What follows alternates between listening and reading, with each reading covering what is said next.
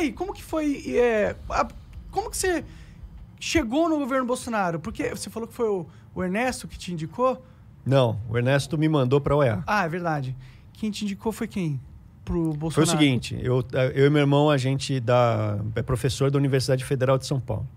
E aí eu tenho 14 livros publicados sobre Previdência. Ah, que da hora. Ah, verdade. Sobre direito previdenciário. E aí eu estudava desde 99, comecei um mestrado em 99 em direito previdenciário, publiquei livro, dei aula. E aí a gente foi apresentar em 2017, no começo de 2017, um congresso internacional de direito previdenciário para a reforma da Previdência. Na época era a reforma da Previdência do Temer, que não passou. Porque o Brasil estava tentando fazer a reforma da Previdência desde o Fernando Henrique, desde a década de 90 e não conseguia, não passava. E aí me pediram, o deputado que estava organizando, pediu para ajudar. Então eu trouxe professor da Itália, professor do Canadá, para fazer esse seminário internacional. E apresentando, a minha apresentação, estava o Onyx Lorenzoni, que era deputado federal. E ele viu a minha apresentação, meu irmão estava comigo, e aí ele veio falar comigo. Pegou e falou, meu, gostei do que você falou, cara, vamos conversar. A gente foi conversar com ele, ele falou assim, vocês não têm mais propostas, cara? Vocês são professores, vocês não têm outras ideias? Vocês não querem fazer um programa de governo? Ele falou, para quem? É pro Jair Bolsonaro. Ele falou, mas Jair Bolsonaro, a gente via ele ali da Luciana Gimenez e tal. Aí ele falou, olha pela internet, cara, não se baseia pela televisão. Aí em abril a gente viu pela internet e falou, não, beleza, vamos conversar com o cara. E aí em abril de 2017 a gente foi conversar com ele em Brasília. Pagamos do nosso bolso, fomos de avião. Chegamos lá, conversamos com o cara. Como que foi essa conversa? Foi legal? Meu, eles são simpáticos. É o tipo do cara que se fosse seu vizinho, você ia se dar bem com o cara. Ele é boa praça, é simples, é isso mesmo. Chegou lá, conversamos com ele e... Pô, vamos ajudar aí. Ele não tinha nem 5% de intenções, era...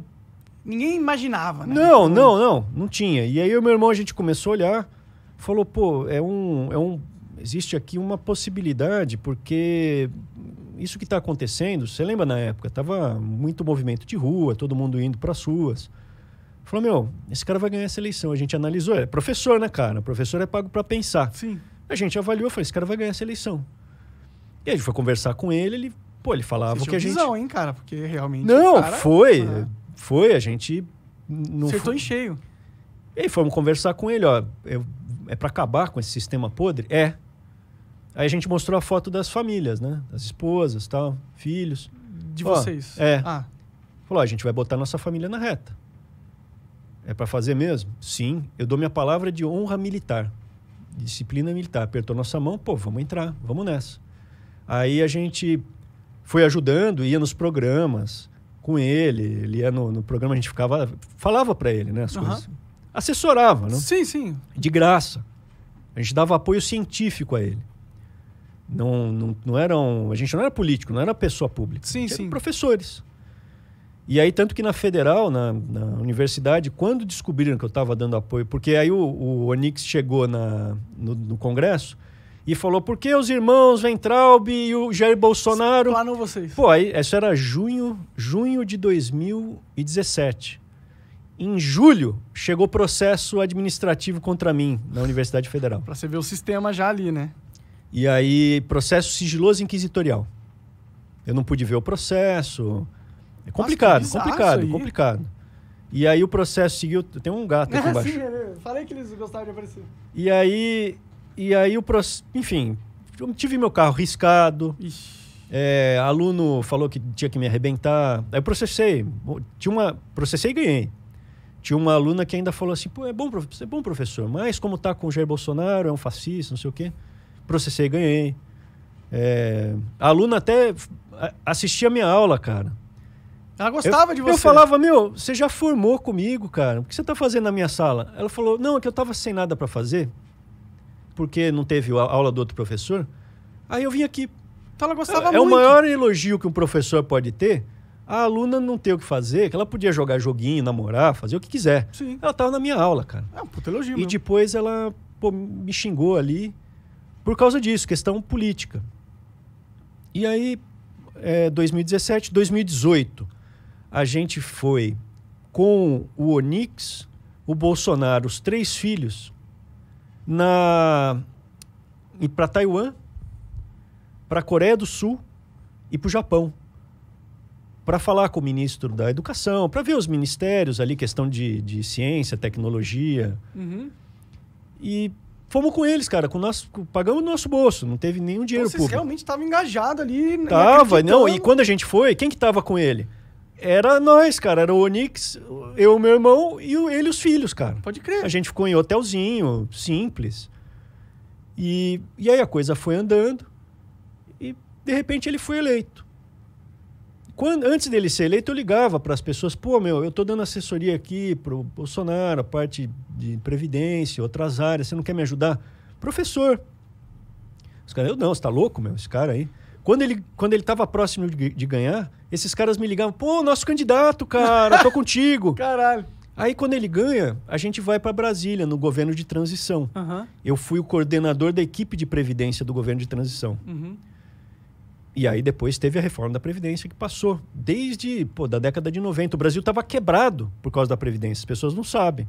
A gente estava gastando mais com Previdência do que a Alemanha. A Alemanha tem o dobro de velho. Caralho. E a gente estava gastando mais em termos de PIB, né? Em termos do que se porcentagem ali. Cara, estava quebrando o país, porque não tinha idade mínima para aposentar.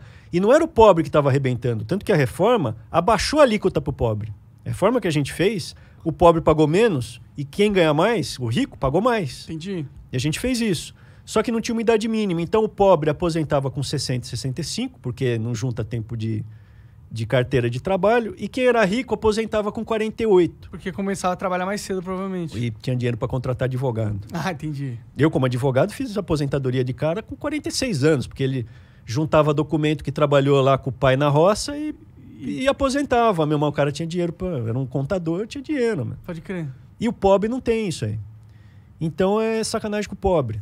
Fizemos a reforma, só que na transição já começou a chegar uma galera do Centrão. Já na transição, o que antes era assim, é antissistema, não queremos a velha política, já começou a chegar uma galera que era, esses caras não estavam com o Bolsonaro antes, agora eles estão, agora viraram Bolsonaro desde criancinha. E cara que estava com Lula, com Dilma, com Temer. Então isso já começou em 2019. Mas eles chegavam no sentido de eles começavam Não, entrou pro governo. Chegar, tipo, Bolsonaro deu uma abraçada. Abraçou. Logo no começo, isso. Começou ainda em 2018, na transição. Tem um cara que é o Jorge Oliveira, que ele é tipo o irmão deles ali, é padrinho de casamento do Eduardo. Entendi, meu amigo fala. E esse cara, ele virou chefe de assuntos jurídicos. Né? Apesar de eu ter toda a formação jurídica, me distanciaram de toda a parte jurídica. Bem, beleza, eu estava envolvido com a reforma da Previdência, virei assessor dele e continuei seguindo. Fui no Congresso defender a Previdência, falei com os deputados, com os senadores, fiquei trabalhando. E esse Jorge virou assessor jurídico. E quando esse Jorge estava lá, ele começou a levar os caras do Centrão. Começou a abrir conversa. Ele, inclusive, ele deu uma entrevista falando assim, eu tenho orgulho de ter falado do presidente não botar o Ramagem na Polícia Federal, diretor da Polícia Federal. Eu falei, mas o Ramagem está na Constituição. O presidente tem a prerrogativa, o direito de nomear o diretor da Polícia Federal. Ah, não, mas aí vai peitar o Supremo e pode ser impeachment, não sei o quê. E desde o começo começaram a falar, já estavam falando de impeachment ali. Não, vai ser empichado. E será que eles tentaram botar medo no Bolsonaro? Mas, tentaram? Conseguiram. E aí é o seguinte, ele dizia, soldado que vai pra guerra e tem medo de morrer é um covarde. Ou seja, a gente vai se for pra ser empichado, eu vou, seja empichado, que seja. E não, aí não pode ser empichado, não, tem que ter receio, não pode, daqui, de lá.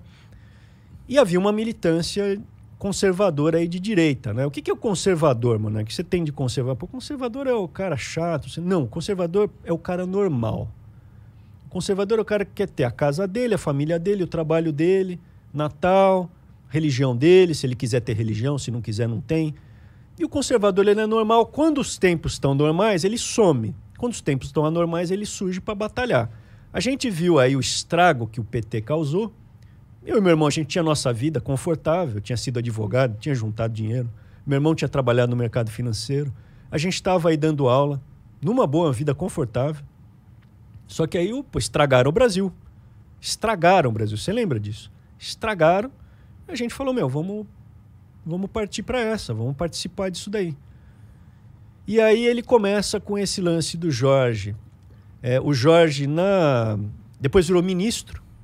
Junto com o chefe de assunto jurídico, ele virou ministro do Bolsonaro. Acumulou 2 funções. Acumulou 2 funções. Ele tinha um amigo que era o Gustavo Rocha, que era o Jorge do Temer.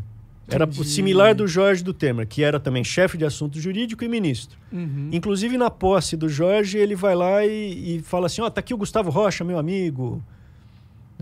Tava ali, a velha política aberta, o portal aberto ali para o governo Bolsonaro. Como havia ainda uma pressão da militância, tava lá, no começo do governo, então tava lá o Sérgio Moro, a gente não sabia ainda que ele era desse jeito. Esse governo aqui vai ser os Cavaleiros da Távola Redonda, né, meu? E aí começa a girar em falso, né? Em 2019, aí o meu irmão era secretário executivo do Onix, na Casa Civil. Casa Civil é o ministério mais importante, ele é interministerial, pega todos os ministérios. Ele que faz a manobra entre todo mundo. É como se fosse um primeiro-ministro. Pode crer. E o meu irmão era o vice-primeiro-ministro, então. Ele era o secretário executivo. O secretário executivo é abaixo do ministro. E aí o Bolsonaro chegou em abril de 2019. Eu fiz uma viagem com ele, ele chegou para mim, ele falou, vocês são professores, né, tal. E o teu irmão ser ministro da Educação? Que o Vélez estava dando problema. Entendi. Eles queriam pôr uma posição menos influente. Não, o Vélez tirou. Ele era ministro da Educação, tiraram o Vélez. Ah, tá. Tiraram o Vélez. Você nem lembra dele. Era o primeiro ministro da Educação do governo Bolsonaro era o Vélez. Verdade. E tava ruim.